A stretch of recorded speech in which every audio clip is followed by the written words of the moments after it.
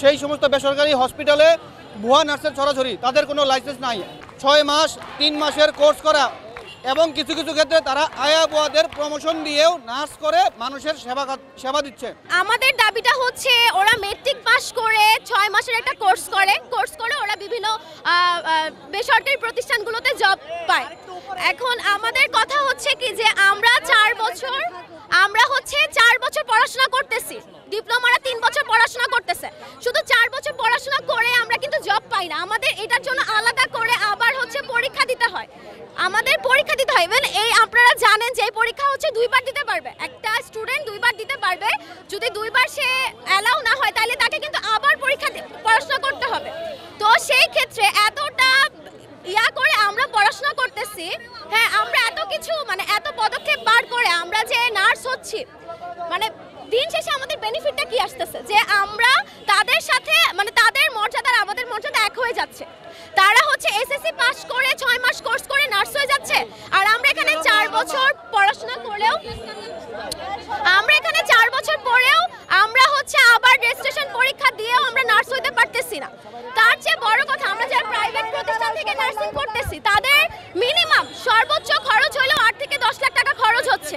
8 থেকে 10 লাখ টাকা খরচ করার পর আমাদের স্যালারি আসে 10 থেকে 13,000 টাকা, যেটা একদমই আশাপ্রাপ্ত না। তাহলে আমরা কোথায় যাব? আমরা নার্সরা কোথায় যাব?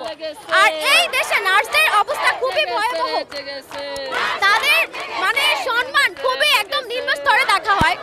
যেমন ধরেন আমি একজন নার্স, আমি যদি আজকে কাউকে পরিচয় দেই যে আমি একজন নার্স, ও তুমি তো। আর এই বিএনএমসি কর্তৃক লাইসেন্স না থাকার কারণে তারা বর্তমানে বাংলাদেশের সবচেয়ে অদক্ষ নার্স এবং তাদের দিয়েই বর্তমানে বেসরকারি হাসপাতালগুলো পরিচালিত হচ্ছে। আপনি জেনে অবাক হবেন, ঢাকা শহরের সবচাইতে বড় বড় হসপিটাল যেখানে মানুষ ভরসা করে চিকিৎসা নিতে যায়, সেই সমস্ত বেসরকারি হসপিটালে ভুয়া নার্সের ছড়াছড়ি, তাদের কোনো লাইসেন্স নাই। বাংলাদেশে একজন নার্স হইতে হলে তাকে অবশ্যই বিএনএমসি কর্তৃক রেজিস্টার নার্স হইতে হবে, তাকে লাইসেন্স নিতে হবে। একজন বিএসসি নার্সকে 5 বছর পড়াশোনা করার পর সে নার্স হয়, একজন ডিপ্লোমা নার্স 4 বছর পড়াশোনা করার পরে সে নার্স হয়। অথচ এই অসাধু ক্লিনিক ব্যবসায়ীরা তাদের পকেট ভারী করার উদ্দেশ্যে তারা 6 মাস 3 মাসের কোর্স করা এবং কিছু কিছু ক্ষেত্রে তারা আয়া বুয়াদের প্রমোশন দিয়েও নার্স করে মানুষের সেবা দিচ্ছে। শুধুমাত্র দামি দামি যন্ত্রপাতি দিয়েই দেশের মানুষের সুস্বাস্থ্য নিশ্চিত করা সম্ভব নয়। একজন দক্ষ নার্স, একজন দক্ষ ডাক্তার স্বাস্থ্য খাতের জন্য খুবই গুরুত্বপূর্ণ। বর্তমান স্বাস্থ্য সচিব যে 90 দিনের কর্মসূচি ঘোষণা করেছেন, 90 দিনের মধ্যে দেশের স্বাস্থ্য খাতকে তিনি পরিবর্তন করবেন।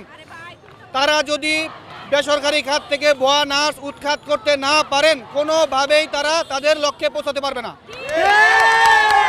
আর আজকে এই ভুয়া নার্সদের ছড়াছড়ি থাকার কারণে দেশে যারা রেজিস্টার্ড নার্স, লাইসেন্সকৃত নার্স, যারা বিদেশে গিয়ে ভালো স্যালারিতে কাজ করে, অথচ বাংলাদেশে তারা কর্মসংস্থানের সুযোগ পাচ্ছে না। এই যে আপনি দেখতে পাচ্ছেন যে স্টুডেন্টরা, এরা কমপক্ষে 4 বছর 5 বছর নার্সিং কোর্স করার পরেও তারা আজকে এই ভুয়া নার্সদের কারণে, অসাধু ক্লিনিক ব্যবসায়ীরা তাদের পকেট বাড়ি করার লোকে, একজন রেজিস্টার্ড নার্সকে আপনি যে টাকা বেতন দিবেন ওই টাকা দিয়ে আপনি 5 জন ভুয়া নার্সকে চাকরি দিতে পারছেন। এই কাজের কারণে তারা আজকে বাংলাদেশে যে রেজিস্টার্ড নার্স আছে তারা অবহেলিত। এরই ধারাবাহিকতায় আমরা আজকে প্রেস ক্লাবে এসেছি। আমরা আজকে যদি এর ফলাফল না পাই, আমরা পরবর্তীতে আমাদের দ্বিতীয় কর্মসূচি ঘোষণা করব। আমি মাহফুজুর রহমান, আমি একজন রেজিস্টার্ড নার্স বাংলাদেশের।